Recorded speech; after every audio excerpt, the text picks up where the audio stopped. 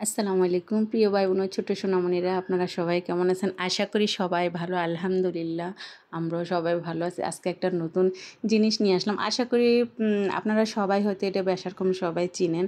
তো এইখানে এটাকে আমরা ফোপা বলি আমাদের ভাষায়, আর অনেকে কচুর ফুল বলে। তো আপা কিন্তু গতকালই এটা আমাকে কেটে দিয়ে গেছিলো, তো আমি রান্না করতে পারিনি যেহেতু আমি একটু অন্য সমস্যায় ছিলাম। এই তো এখানে কিছু কিছু ফুল আপু ভালো করে কাটতে পারিনি। তো অনেকটাই দেখতেছি আমি লাল হয়ে গেছে, তো আমি বেছে বেছে এগুলো ফেলে দিচ্ছি। অনেকেই ফেলে না, আমি ফেলে দিচ্ছি এই জন্য। মানে এটা যখন রান্না করব সবুজ থাকলে দেখতে আমার কাছে খুবই ভালো লাগে। তাই দেখতেছি অনেকটাই পেকে গেছে, মনটা খারাপ হয়ে গেলো। যখন কাটছিল তখন কিন্তু এতটাই হলুদ ছিল না, প্রায় সবুজই ছিল। এখন কেমন জানি হয়ে গেল। যাই হোক, ওগুলো ধুয়ে আমি ক্লিন করে নিলাম। এদিকে আমি এখানে রসুন কুচি, পেঁয়াজ কুচি আর হলুদের গুঁড়ো দিয়ে আমি একটু পানি সিদ্ধ করতেছি। তো অনেকে আবার এই কচুর ফুল বা পোপা যেটাই বলি না কেন, অনেকে কিন্তু মাছ দিয়ে বা অনেক কিছু দিয়ে, আমি কিন্তু কোনো কিছু দিয়ে রান্না করব না।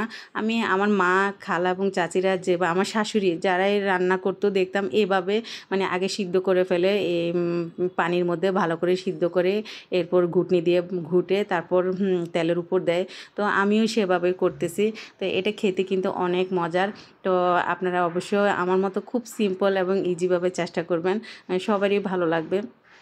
তো এটা এখন আমি এগুলাকে ঢাকনি দিয়ে ডেকে দেবো যাতে তাড়াতাড়ি সিদ্ধ হয়ে যায়। এই তো আমার আপুরা ভাইয়ারা দেখেন খুব সুন্দর করে কিন্তু আমার এটা অলরেডি নরম হয়ে গেছে। এখন আমি ঘুটনি দিয়ে একটু ভালো করে ঘুটে নেব যাতে আরও মিহি হয়ে যায়।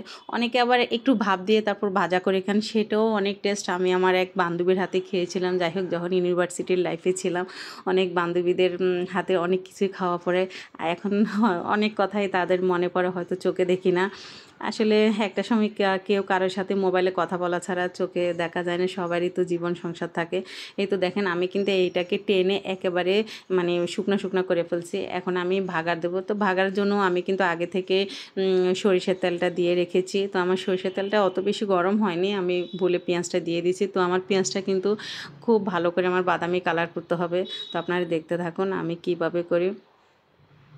এই তো এখন আমি বেশি করে রসুন কুচি দিয়ে দেব। তো আপনারা চেষ্টা করবেন আসলে পোপা ভাজার সময় কিন্তু পেঁয়াজ এবং রসুন দুইটাই কিন্তু অনেক বেশি দিতে হয়, তাহলে কিন্তু এটার প্রকৃত টেস্টটাই ভালো লাগে আর কি খেতে। এখন একটু হালকা হলুদের গুঁড়া দিয়ে দেবো। তো এইটা অপশনাল, আপনারাও না দিলেও চলবে, আমি দিলাম একটু কালারের জন্য, কালারটা দেখতে যেন ভালো লাগে। ওইদিকে আপনারা খেয়াল করেছেন আমার পোপার কালারটা কিন্তু একেবারেই সবুজ ছিল, কারণ আমি পাকা পোপাগুলো কিন্তু ফেলে দিয়েছি। এখন আমি এখানে একটু গরম মশলার গুঁড়া দিয়ে দিয়েছি আর একটু লবণ দিয়ে দিচ্ছি। আরেকটা কথা বলি, আমি সিদ্ধ করার সময় কিন্তু একটু লবণ দিয়েছিলাম, যার কারণে এখন কিন্তু আমি লবণটা একটু কমে দিচ্ছি। তো সেটা হয়তো আমি আপনাদেরকে দেখাতে পারিনি, এই জন্য। আর এখানে আমি একটু শুকনো মরিচের গুঁড়া দিয়ে দিচ্ছি। শুকনো মরিচের গুঁড়াটা দিলে কি ফ্লেভারটা খুব ভালো আসে, খেতেও খুবই ভালো লাগে। আপনারা চাইলে এখানে কাঁচামরিচটাও দিতে পারেন, কোনো সমস্যা না।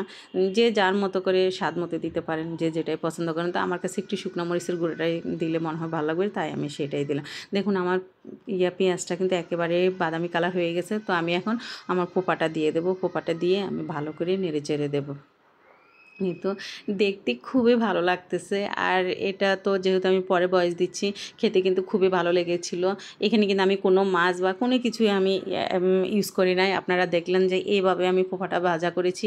ঘুটনি দিয়ে কিন্তু ভালো করে ঘুটে এটা পানিটা একেবারে টেনে ফেললে খুবই ভালো লাগে খেতে। এই তো আমার কিন্তু পোপা ভাজাটা অলরেডি হয়ে গেছে, বেশি সময় লাগবে না আর হতে। এই তো একেবারে টেনে গেছে, আমি আরও টেনে ফেলবো, আরও ভালো করে এটাকে একদম টেনে শুকনো শুকনো করে ফেলবো। এখন আমি এখানে একটু লেবুর টক দিয়ে দেবো।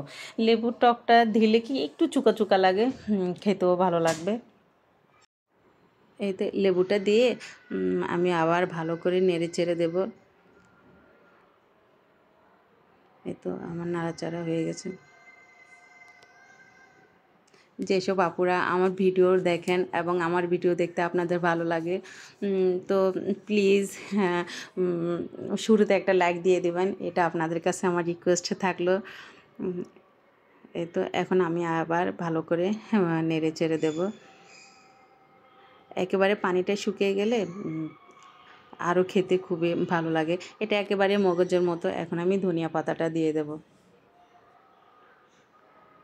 ধনিয়া পাতাটা আসলে অপশনাল, তবে আমার ভালো লাগে আর কি। আমি যে কোনো তরকারির সাথে একটু ধনিয়া পাতা খাই, তাই আমি দিলাম। আপনারা না দিলেও চলবে। আর এটা কিন্তু জিরা ধনিয়া গুঁড়া, এটাকে আমি তেলে, চুলার মধ্যে তেলে তারপর আমি পাটায় বেটে রেখেছিলাম। তো এটার এই পোপা বা আপনারা কচুর ফুল বলেন, এটার মূল টেস্টটাই কিন্তু এই জিরা ধনিয়ার পেস্টটা চুলোর উপরে তেলে দিতে হবে। এটা তেলে বেটে দিলে খুবই ভালো লাগে, অনেক মজার। আমি পুরো কথাটাই কিন্তু আপনাদের সাথে একেবারে ভেঙে বলছি, যাতে আপনারাও এভাবে দিতে পারেন। তো এই তো আমার পোপাটা কিন্তু একেবারে হয়ে গেছে, মাশাল্লাহ। দেখতে কিন্তু একেবারে সবুজ কালার, খুবই সুন্দর লাগতেছে। আজকের মতো এটুকুই। সবাই ভালো থাকবেন, সুস্থ থাকবেন। আল্লাহ হাফেজ, বাই বাই।